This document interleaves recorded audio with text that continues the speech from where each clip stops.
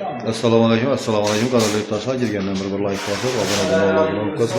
Xuda kalasa bugünkü videomuzda Özbekistan OFE'inde bağlı bir de yine patolog işlendiğine hovuz etip gipse kardonla divarlarını, uğullarını doğullap, şipaglopçular cereyarları kopturdu.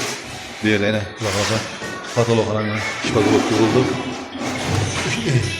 Şimdi hizmetler olsa ayta verirse uğulları doğullar.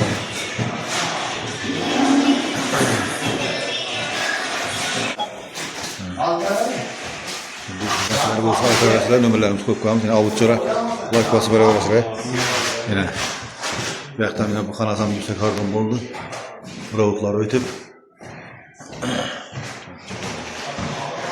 yüksek kardon ştuku 120 sonuna kvadratına yaradamızda 45 binden gelişip mesela spaglop içini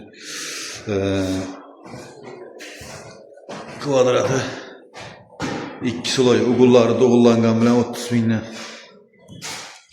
silfete beraber gelişip işte beraber telefondan birilerim soladı yüksek kardon pol patolog şipaglop ki bu işleri bu ayta beraber Ariston baniye işleri bu ayta beraber yine Şagif Ebrar bir de Reşit Deli Bittalay bir tane bir de Murat Kılıç diyen var aynı